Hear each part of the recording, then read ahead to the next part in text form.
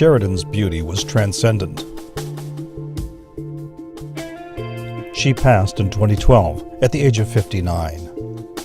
In the latter half of her shortened life, a personal torment drew her more and more into a retreat from the world, although she was surrounded by a highly sophisticated family.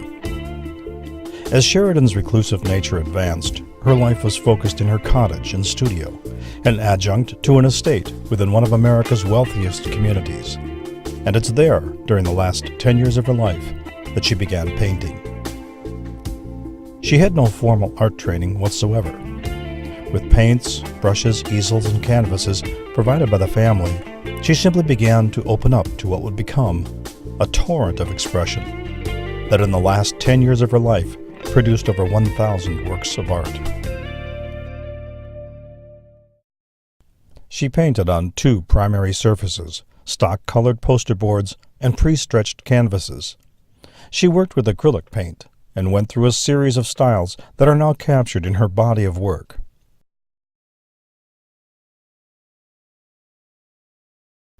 Her approach was direct, often incorporating printed images and text into her work. Naturally drawn to pattern, she embedded and embellished many of her pieces with printed fabrics. Although professionally trained artists often struggle with texture and brushstrokes, Sheridan seemed almost to speak through hers. Paint forms a rich landscape on her surfaces, making the experience of seeing her work a journey of perpetual discovery. Therefore, her work is best viewed in person, because no photograph or print can convey the narrative effectively. The works are indeed bold and speak strongly as individuals from a wall. But then one is naturally drawn in closer and closer, enticed by the sublime and endlessly fascinating intricacies of her work. Each piece offers a unique perspective. There are no tricks or repetition. And that applies to the composition itself, forming a cohesive whole, composed of an ever-changing dynamic of form, color, and strikingly impressive lines.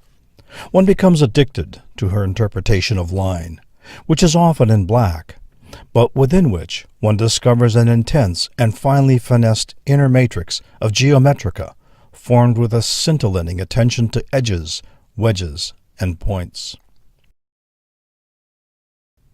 Edges are never taken for granted. When two of her bold lines cross, it is often impossible to know how they meet. Normally, painters will create one line and paint over with another.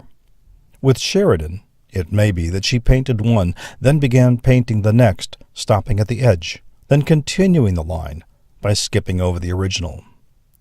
You have to see it to understand it. Her degree of intention throughout her work can be mystifying, and perhaps derives from a total lack of training, which would have made such an approach seem obsessive and compulsive. But that may, in fact, be the genesis of this approach.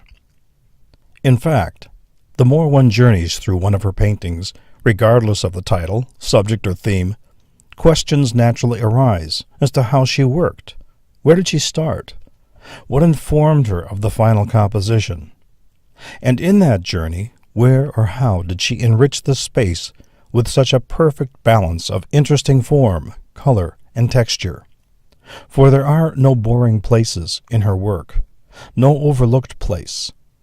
Space within her compositions becomes labyrinths, intelligently painted circles and dots, each rendered with intention, each shape and edge somehow a perfect interpretation of what needs to be there.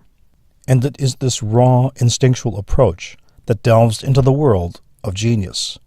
But a genius reclused within her cottage studio, itself just quietly sequestered within a sprawling elegance within a center of wealth and influence in Southern California.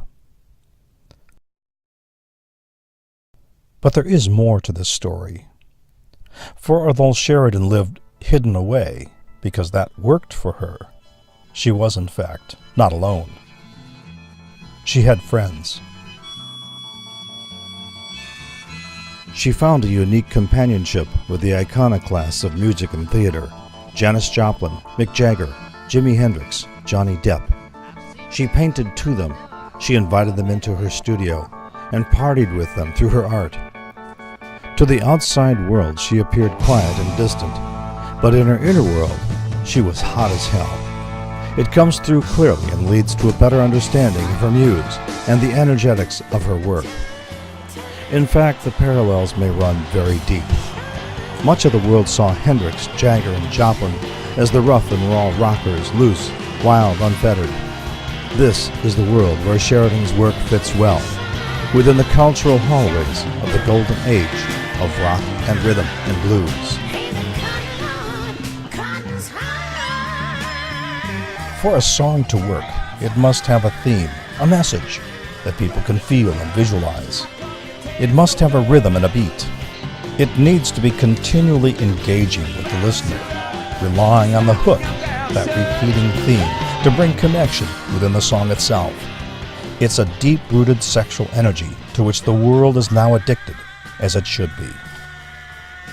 Sheridan's work is fairly compared to a rock and roll song. In fact, one might even suggest that many of her individual paintings are like a kind of song painting.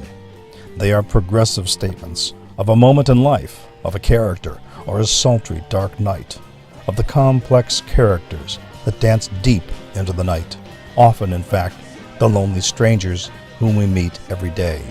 In fact, the lonely strangers that we each have within us.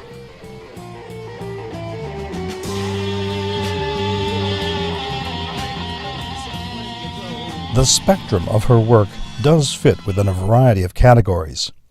One can sort it now into natural groupings of pure abstracts, montages, faces, places, inner thoughts, and cats dominate in 9 of her paintings.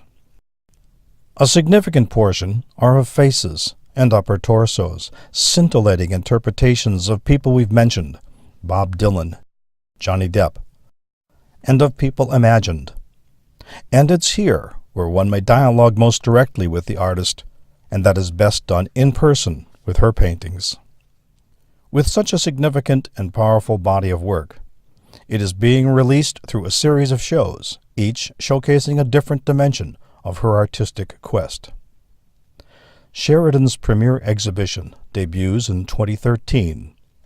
30 of her paintings will be presented to provide viewers a personal journey into the labyrinths of her artistic sensuality. Sheridan takes us with her into her world with a hauntingly dark yet ironically charged painting entitled One Night, and brings us into her emotional body with her interpretation of Sweet Tears. Included will be 2 femme paintings, La Femme and Tulip en Nude. They stand out uniquely with their elegant simplicity. Despite her retreat into her private world, there is a regular humor that sparkles through, as in Boopala and even California Cactus. Fun. And her pure abstracts will provide insight into the complexities of her vision. The venue and time for this first solo exhibition will be announced in the months ahead. The final selections for the show will be revealed on her website and her story updated leading up to her show. The show will have something for a discerning, informed public who can accept and appreciate the often complex nature of life itself, with the inexplicable distribution of strengths and weaknesses that enthuse our beings. We are fortunate to literally see into this mystery through the works of just such a soul, who retired early, leaving us with the unique splendor of her shortened life. To stay informed about the Sheridan Show, visit the website at www.sheridan-art.com and sign up for your personal invitation to the opening.